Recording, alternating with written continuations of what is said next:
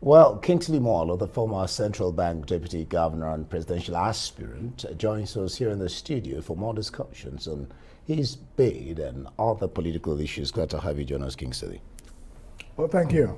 I was a presidential candidate in 2019. Yes. But I'm an aspirant for Now, 2023. Yeah, Yes. that's what we're talking about. Okay, That's why yeah. we put that there. Yeah, we know. So, what do you make of politicians switching parties, even with particular reference to you, as it were, ditching YPP and opting for ADC? Well, it's not a ditch or a switch. After the elections in 2019, when I ran as the presidential candidate of the YPP, I took a very careful look at the situation. And a few months after, I resigned from the party for personal reasons. There are reasons that go to your core values that you cannot compromise. I also looked at the situation and felt that the real problem was the electoral system, and that I should focus myself on non-partisan activity to support electoral reform. So those were the reasons I left, and that's a whole 2 years ago. So somebody who left the party 2 years ago and 2 years later decided to come back into the fray and says, I think that my values are more aligned with this party.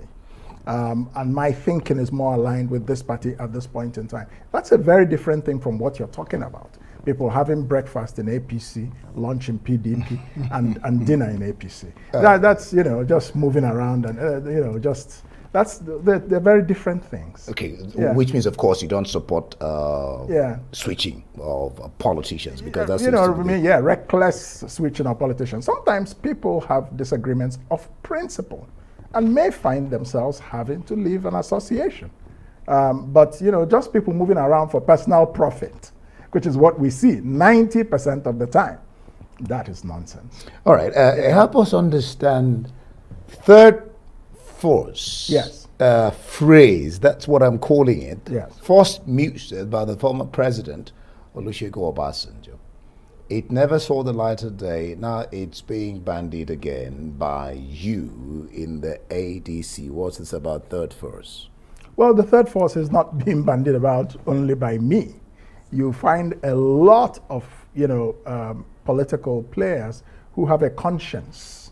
You have several people like Professor Atahiru Jega, Professor Patu Tomi, Olisa Bakoba, and so on and so forth, Obieza Kwesile, and so many people. So it's not about me. The third force is about Nigeria and Nigerians who feel that on the evidence, the old established political order of the APC and the PDP over the past 20 years has failed. And there is no chance that if they sit the exam again, that they can pass. Because you cannot give what you don't have. What's the result of 22 years of politics as usual?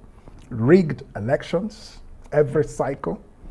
Nigeria is the poverty capital of the world. Very high levels of poverty in this country. 33% unemployment.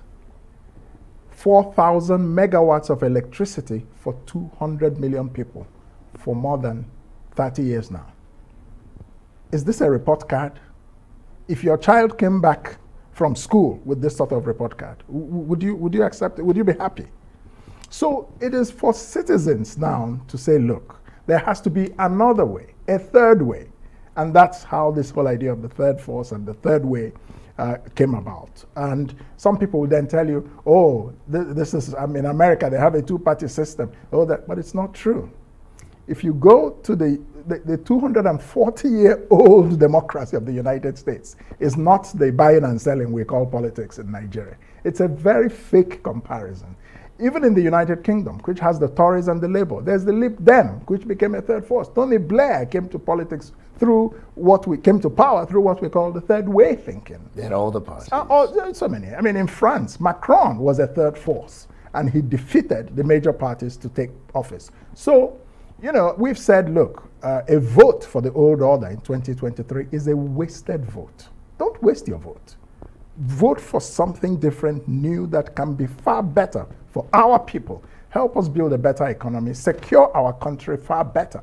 You know, give us electricity, give us water, give us schools that give kids Which are skills. basic things. Yes, these are very basic things. And these politicians have not yet been able to sort it out. And yet, they think they have some license over the brain of 200 million people. Every 4 years they come and, you know, sort of do something, and they'll come out and give them votes. It's not working. All right, we'll get to, because you've raised the issue of election, we'll Yes. get to that, what Mahmoud Jega said. But then you talked about a citizen. So you believe Yes. in nurturing a generation of youths that will be responsible citizens. That's how Absolutely. you put it. Yes. How do you intend to achieve that? Is that the bent or the ideology, if you like, of the ADC? Well, the ADC believes in the power of passion, ideas. We believe in an economy that is productive and serves the needs of the people. We believe that the welfare of people who are getting on in years should be protected after their productive life. So these kinds of things are the kinds of things that I agree with. I wrote a book in 2018, which was my manifesto in the 2019 elections. That book was called Build, Innovate, and Grow. I was Big. going to talk about the book. Exactly. Big. But in that book, I had a dedication, and it was Arise and Shine, Nigeria. Why are you thinking about Arise News? I like that. I like that. But it was very coincidental for me to find out that this is actually the motto and the slogan of the ADC, Arise and Shine, Nigeria. So we've been, we were kind of destined to come together, you see. So I believe that our people, Nigerians, the power to change their lives is in their hands. They just don't know it because the political class has so pulverized our brains that they have made us effectively slaves to them. And so there is an element of emancipation in this whole thing. And we have to educate young people. How do you want to do that? By the media, direct communication, engagement, advocacy. Because the talk is that the young people, Yes. let me not use the word lazy. You go to the net, Yes. you go to the internet, they're all over the place. Yes. But then you come to the basic question of civic responsibility. Exactly. You don't find them. Yes. This is something that we should not accept. The fact that a problem exists does not mean we should simply form a surrender brigade and walk away. No, problems are there to be solved. So we have identified the problem. We're going out to say, look, people, Nigerians, you are the number one. The office of the citizen is the number one, not some big political lord somewhere, who has so much money that has come through being in public office, essentially. Why do you have to worship these people? Take care of yourself. Vote for people who will give you what you need because you are the boss, not them. So this is the whole point, the approach of many of us who are trying to form a fusion of several political parties to form a big, strong mega party that will come to the polls. Like APC did. Like APC did, essentially.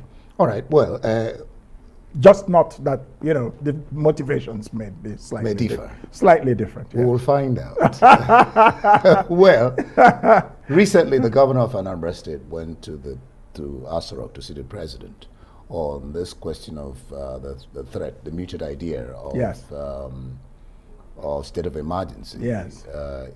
The governor says the president does not support it. Of course. And I also learned that you do not support it. What are your reasons? I mean, with the killings, destruction of INEC properties, Please, that home stop. order.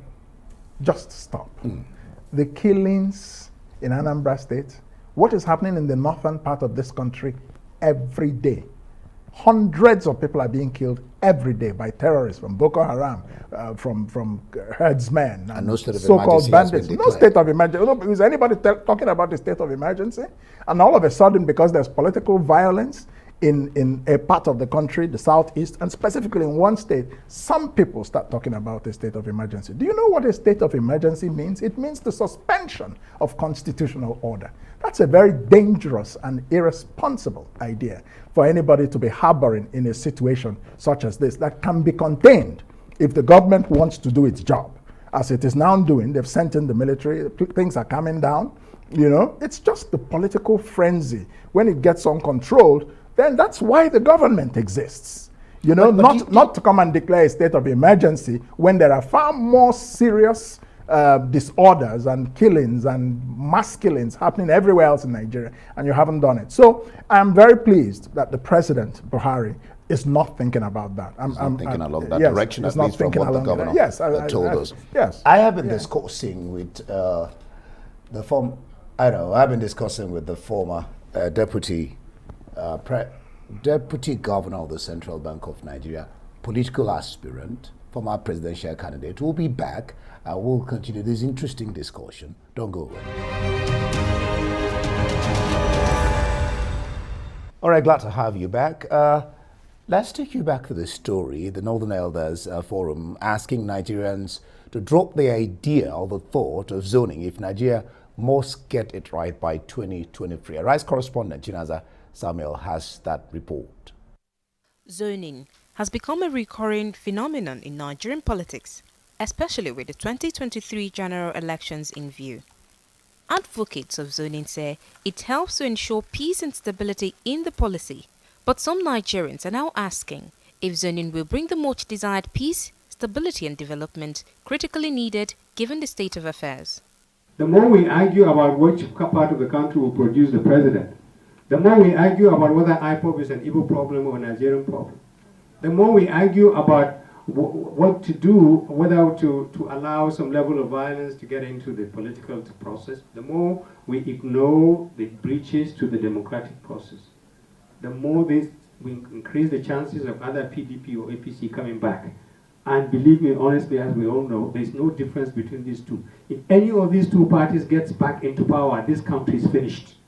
While a cross-section of Nigerians say rotating the presidency is very critical to sustain the nation's democracy, others believe it should not be a prerequisite for the election of Nigeria's next president if past experience is anything to go by. We can't save Nigeria if we play the ethnic card, the religious card, the regional card. We cannot go anywhere with this. This is exactly what they want us to do. We can't. The nation is captive of a clique that wants to see us continue to fight PDP, APC, North, South, Southeast. That's exactly what is destroying this country. We need to create an alternative group, an alternative leadership, an alternative narrative, an alternative elite. We need to create an alternative vision for Nigeria. The consensus here is that with the presidential election in view, Nigeria remains in dire need of a good leader, regardless of tribe or religion. Chinaza Samuel, Arise News. All right, the Independent National Electoral Commission's. All right, we'll just continue the chat. I still have here in the studio Kingsley Moghalu, former Deputy Governor of the Central Bank, presidential aspirant. He was a candidate in 2019. Good. With the YPP, now you're in ADC. Let's see what gives. Well, let me just refer to that statement by Ahmed. He says we can't save Nigeria by playing the ethnic card. We need to create an alternative. Yes. Do you agree with him, or do you have a... I agree to the extent that we should not play ethnic cards in Nigerian politics. It's dangerous. It's kept this country divided. I actually say that there are only two political parties at the end of the day. The traditional politicians of both the APC and the PDP in one party, and the rest of us, the average Nigerians. And, you know, one group is lording it over there. Are you counting yourself among the rest of us? Oh, yes. Okay, go ahead. Oh, yes. Just wanted to How be do I sure. put food on my table? I don't do government contracts. I'm struggling, just like every other Nigerian, for my gari. But you were once the Deputy Governor of the Central. Oh, yes, that's an honor, and I have no apologies. And I served well. You know, perhaps if I had done what some people would do, then I would be very wealthy, and you see what I'm saying? You know, so, but the point I was I hope you're not saying that you're not wealthy. Go on. I'm not poor. I'm comfortable, but I'm not wealthy. But there's a difference. What I was trying to say is that we shouldn't be using ethnicity and religion and all these very emotional things to divide ourselves. Yeah, but we should not forget that Nigeria is a multi-ethnic country, multi-religious country. Therefore, the whole idea of inclusion justice, equity is very important.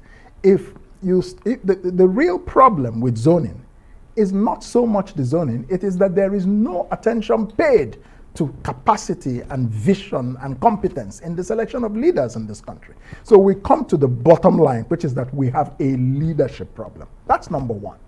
You can solve that leadership problem and solve the problem of equity and inclusion at the same time. Every part of this country has brilliant people who can lead Nigeria. So the problem with the argument about totally canceling zoning, when you have been using it informally or formally for the past 22 years, and some people have had the opportunity, others have not had. And in a country like this, if you now say that what's good for the goose, when it comes to the gander, it's not good for the gander, there is a problem. So we have to be a bit balanced about this whole question of zoning. To just say that you pick somebody because he comes from here or there is wrong, because that will not get you good governance.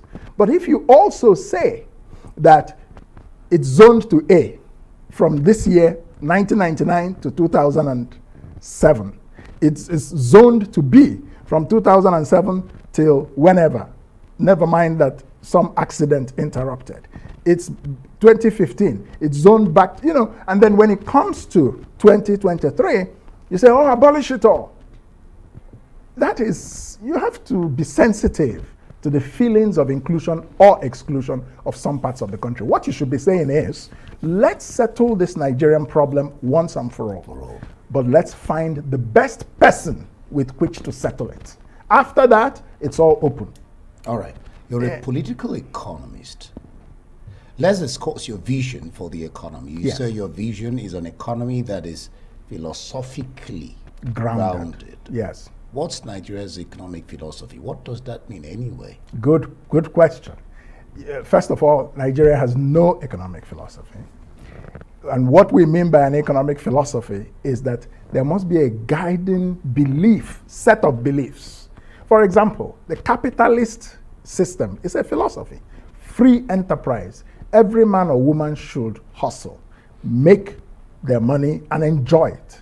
The government should create a level playing field for everybody. That's a philosophy. There's another philosophy. The state can allocate resources because the state has the power or the resources to do so. That is also a philosophy. China used it in communism and socialism for many years, and later on they abandoned that philosophy and moved to capitalism. Even in capitalism, there are different philosophical differences in capitalism. There is welfare capitalism. You find that mostly in Europe. The government does most things. Education is free. Healthcare is free, but your tax is heavy. They tax you 40-50% of your income, but you go to hospital, you don't have to pay. So it's their system. It suits them. It works for them. Yeah. Then you have, entrepreneurial capitalism, which you find in America. Mom and dad business, and then some big industries. Then you have crony capitalism, which is what you have in Nigeria. Businessmen and women who have access to the state and access to state officials. What did you call it? Crony capitalism. Okay. Yeah, which works only for selected few. It doesn't work for you and I. That's why when foreign exchange differentials are so many, people who have access to the central bank can get forex. Before I let you run away, yes. You now talked about foreign exchange differentials. You said the number one thing that determines the value of a country's currency is how productive the economy is, and that's what's affecting our currency. I believe so. I believe so, yes. That, most advanced economies, with the exception of very few, that may depend maybe on tourism, to a very large degree, which also brings in a lot of forex, remember, it's about the demand and supply of forex. So if the only thing you're selling to the world is a crude product, it has no value added to it, the price of that product is not determined by you, whereas you can diversify your economy with different products that are value added and sell them abroad and get forex. That's the best way, first, to create jobs in your economy, and then to maintain a stable currency. People also have an erroneous view that the naira must be 1 naira to $1, and that means But when that is an artificial outcome, what it means is that you're subsidizing imports. And that's what we have in Nigeria today, an import-dependent economy, because people want a cheap dollar. Are you contesting for the presidency under ADC? Are they giving you the ticket? No, that's all in the future. I don't think any party in Nigeria has selected its presidential candidate, but I have indicated my availability to serve the country as president, for sure. I want to leave it there. We couldn't take all the things. So thank you so much for being on the You're program. very welcome. Moore, the former Deputy Governor of the Central Bank, a political scientist, and of course a presidential aspirant, a former candidate. Thank you so much for being here.